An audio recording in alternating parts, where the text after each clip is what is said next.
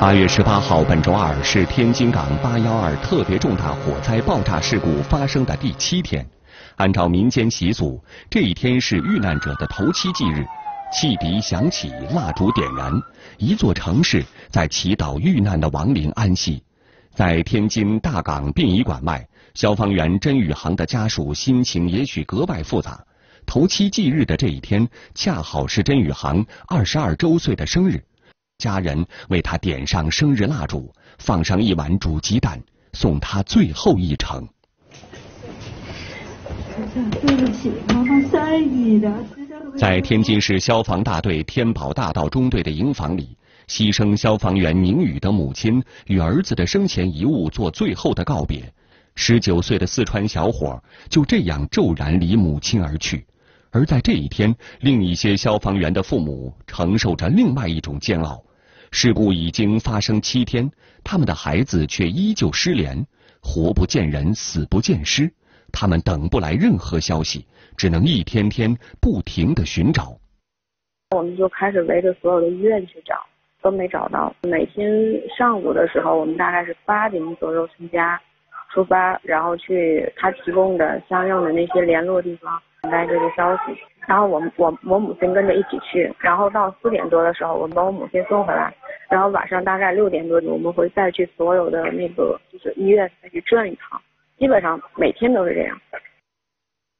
家就在天津的贾乃元所在的天津港公安局消防支队5大队是一支专职消防队，所有队员都没有编制，是合同工，不高的薪水由天津港集团发放。18岁的他却很喜欢这种和当兵一样的感觉。8月12号那晚，天津港消防支队的第1、第4、第5 3支专职消防队最先到达火场。2次爆炸之后，他们中的许多人都没了消息。同样失联的4大队消防员苏阳来自山西祁县农村。事故第2天，他的家属便租车来到天津。虽然人生地不熟，他们依旧想方设法地寻找儿子。从安的住院部4楼一直到应该是14楼吧，只能是一个楼层一个楼层去问。然而，随着时间的推移，生的希望越来越渺茫。每天都会有人接到家人确认遇难的通知，在漫长的煎熬中，也会有人等来希望。5大队队员宋天翼的表哥在媒体刊登的伤员照片中看到了一个和宋天翼相似的身影，但几番寻找后，始终没有找到这位伤者。我看着和我家人看着像，但是我去和仔细上那个各个医院什么都找了，没有住院记录，没有治疗记录。与此同时，苏阳的家属也打听到，天津市第1中心医院接收了一位疑似消防员的伤者，身高和血型和苏阳很相像，但由于伤势过重，还需要植皮手术，身份和姓名都无法确认。医院提供的消息就是 O 型血，身高1.82米，还有很多那个失联的还没有找到自己家属，而且就像那个身高血型可能也有类似的，他们也去做那比对。好像现在都在等这个结果。这位无名氏伤者的出现，让许多失联者的家属又燃起了希望，但在 DNA 采集之后，比对结果却迟迟没有公布，他们又开始了新一轮的等待。然而，同在本周5下午，宋天翼和贾乃元的家属都接到了一个他们不愿接受的消息：2位消防员的遗体找到了。问问家属是要怎么样，是看还是不看？好像是，然后反正他是不建议看，也没有什么。漫长的等待终于可以结束，但宋天翼的妈妈却还抱有一丝期望，因为照片上那个和儿子很像的伤者还没找到。能否帮助我们找到照片里的人，让我姨再看一眼，就不想再带着遗憾离开天津。苏阳的家属还在等待 DNA 比对的最终结果，而已经确认遇难的消防员家属们则希望，编外消防员的身份不会影响他们与正式消防员享有同等的名分和抚恤款。再认他们为革命烈士，在这个抚恤的标准上，我们就高的原则，我还会建议选择在这个事故的地址上面建立一个公园，立碑永志，让人们永远的去怀念他们，永远的去纪念他们。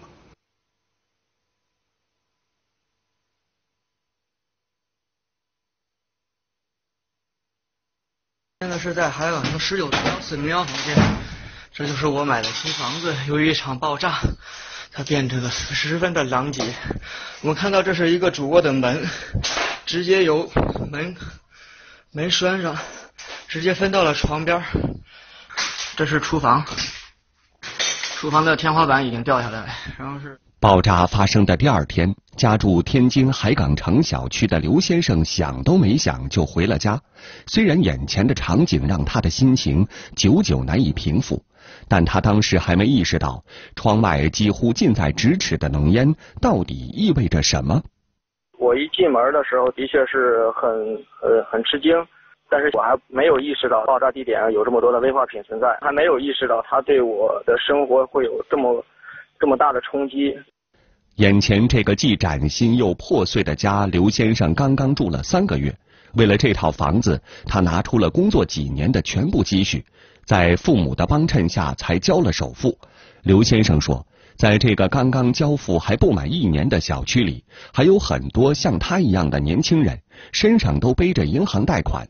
而如果窗外近在咫尺的地方没有发生爆炸，这里本将成为他的新婚住所。恐惧是最主要的，更多的是一种无辜无奈，这是一个幻灭吧，对美好生活的向往这个泡泡一下就被戳破了。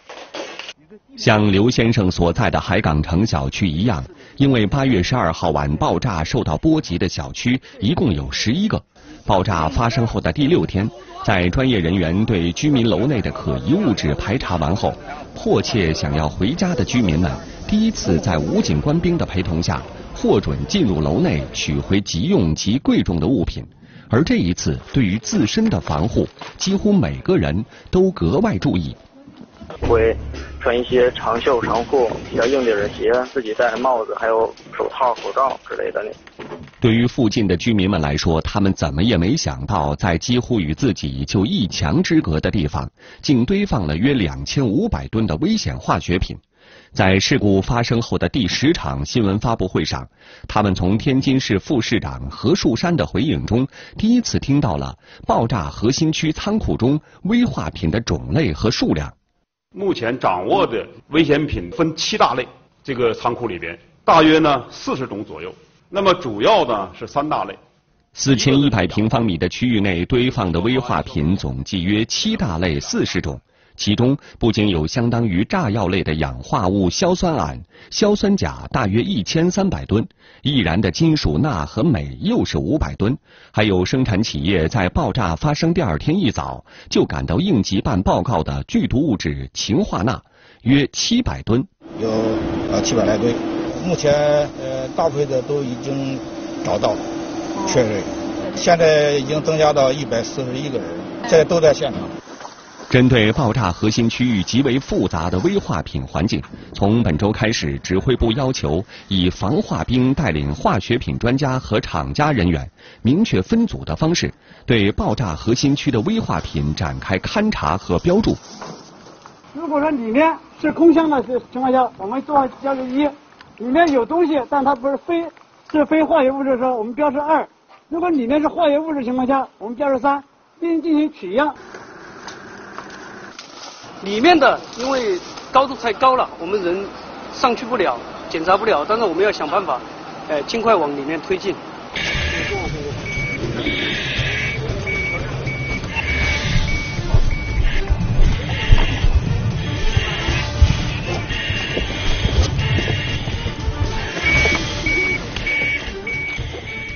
在爆炸的核心区域，除了对危化品进行标注，为了准确判定是否适合大型机械进入清理，对有毒有害物质的侦测，对空气、土壤、水的采样检测，以及洗消作业也是工作的重点。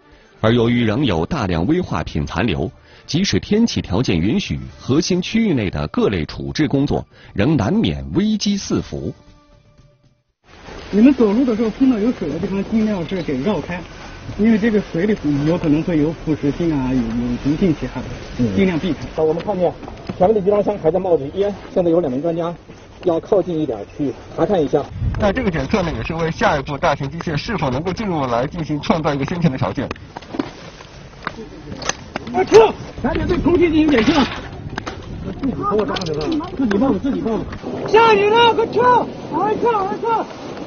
而在整个爆炸的中心，还有将近5万吨的污水也亟待处理。因为发生过危化品的爆炸和燃烧，水中的物质比较复杂。几天前，防化团的战士身着重型防护服，趴在地上首先采集了水样。而随后，为了更全面地评估水质，应急专家组又在污水集中区域周围每50米就设立了一个抽样点位，并通过检测数据确定了最终的污水处理方案。